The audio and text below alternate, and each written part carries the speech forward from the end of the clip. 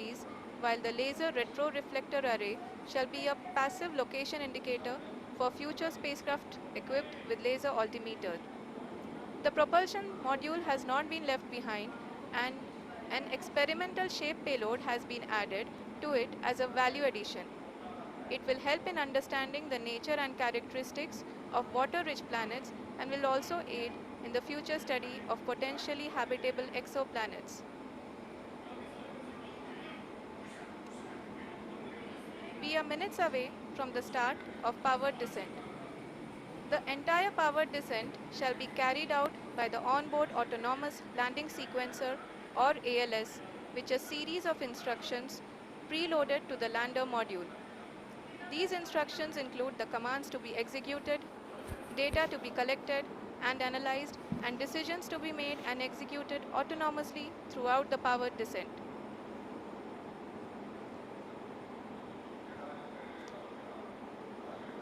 जी हाँ, अब हम पावर डिसेंट के बहुत ही करीब आ चुके हैं। हम आपको बताते चलें कि पावर डिसेंट को कुल 4 चरणों में बांटा गया है। सबसे पहले आता है रफ ब्रेकिंग फेज, जिसमें लैंडर की ऊंचाई को चंद्रमा की सतह से 30 किलोमीटर से घटाकर 7.4 किलोमीटर कर दिया जाएगा। इस पूरी प्रक्रिया को पूरा करने में लगभग 11.5 मिनट लगेगा और इसका समानांतर वेग 1680 मीटर प्रति सेकंड से घटाकर 358 मीटर प्रति सेकंड हो जाएगा। We have continuous flow of lander telemetry data from ISRO's Deep Space Network IDSN-32 located in Belalu, Bengaluru. The data is being acquired real-time by station and is flown to the Mission Operation Complex through our communication links. In addition to it, we also have support from ESA and JPL DSN stations. There will be no ground intervention once the ALS takes charge.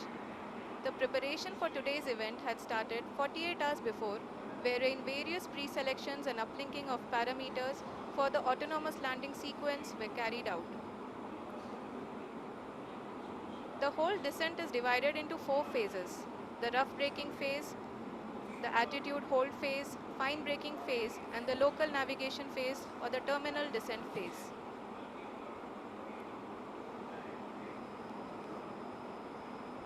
जी हाँ, altitude hold phase, जो कि power descent का दूसरा चरण है, एक बहुत ही महत्वपूर्ण फेज है। इस 10 सेकंड के स्मॉल ड्यूरेशन के दौरान लैंडर के 2 महत्वपूर्ण सेंसर कारा और लासा लैंडर की ऊंचाई की गणना करेंगे।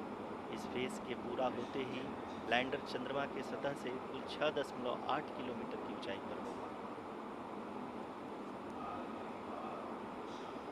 During the rough braking phase, the lander velocity shall be brought down from 1680 meters per second to 358 meters per second. The altitude will be brought down from 30 kilometers to 7.4 kilometers at the end of rough braking.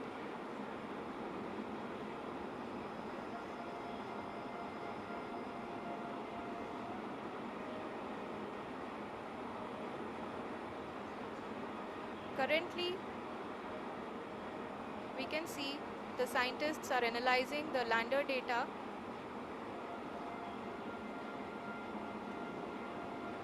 जी हाँ, हम ये देख सकते हैं कि mission operation complex room में बैठे सभी वैज्ञानिक ये जो भी डेटा देख रहे हैं वो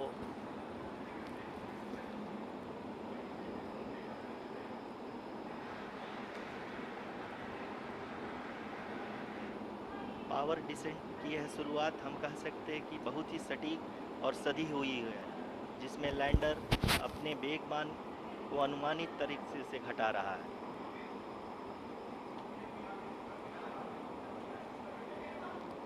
The altitude of the lander module will reduce from 7.4 kilometers to 6.8 kilometers.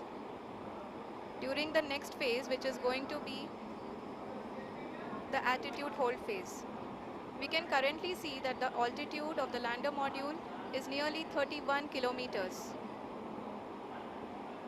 ROCCL अभी हम इस ग्राउंड ट्रेस को देखते हुए कह सकते हैं कि रफ ब्रेकिंग फेज की शुरुआत बहुत ही अच्छे तरीके से हुई है। आप ये देख सकती हैं कि जो भी प्रोजेक्टेड ग्राउंड ट्रेस है उसी पे अपना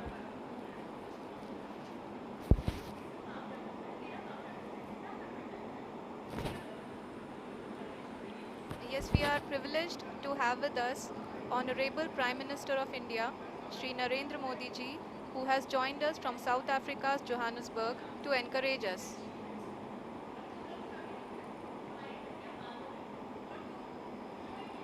जी हाँ, आप ये देख सकते हैं एल्टीट्यूड होल्ड फेस भी बहुत ही आसानी से लैंडर फेस ने पार कर लिया है और अब फाइन ब्रेकिंग की शुरुआत हो चुकी है। अभी हम ये देख सकते हैं कि लैंडर की ऊंचाई लगभग 5.6 किलोमीटर है, जो कि इस फेस के उपरांत लगभग 800 मीटर हो जाएगी।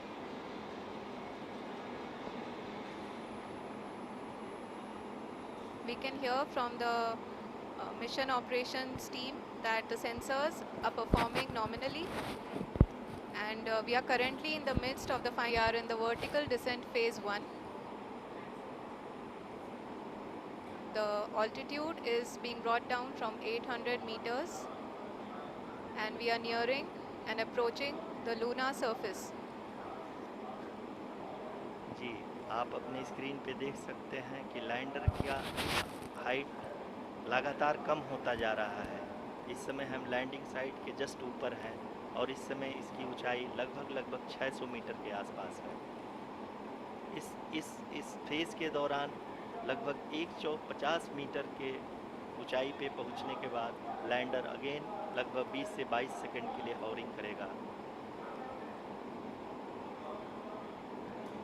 We are above the landing site. The horizontal as well as the vertical velocity is now being constantly reduced, and the lander module has begun its descent towards the landing site.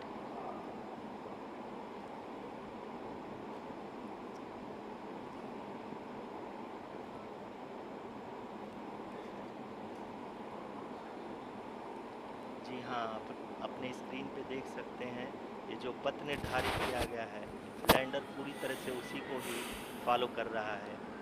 इस समय हम लगभग 200 metre की height से भी कम आ चुके हैं।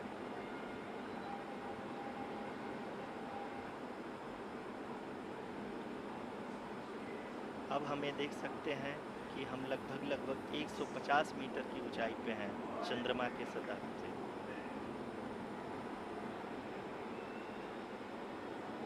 We are approaching the vertical descent phase 2, which will have the lander module hovering at nearly 150 meters above ji the हाँ। lunar surface. जी हाँ, आप इस तालियों के गड़गड़ाहट को सुन सकते हैं, जो कि सेकेंड हाइब्रिड फेज के कंप्लीट होने के बाद इन सारे वैज्ञानिकों के द्वारा की जा रही है।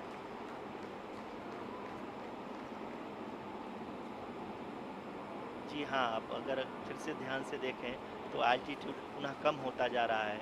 अभी हम लोग लगभग 135 मीटर की ऊंचाई पे हैं। The visuals.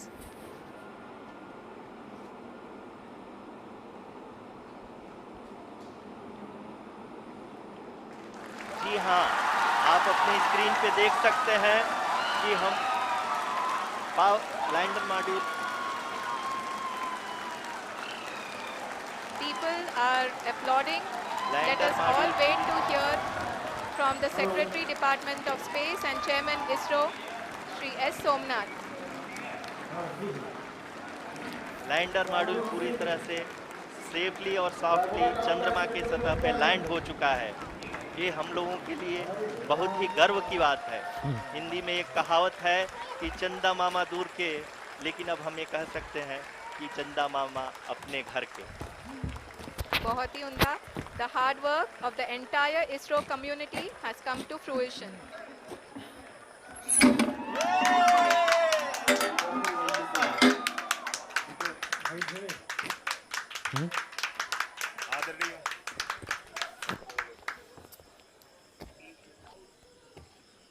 आदरणीय प्रधानमंत्री जी,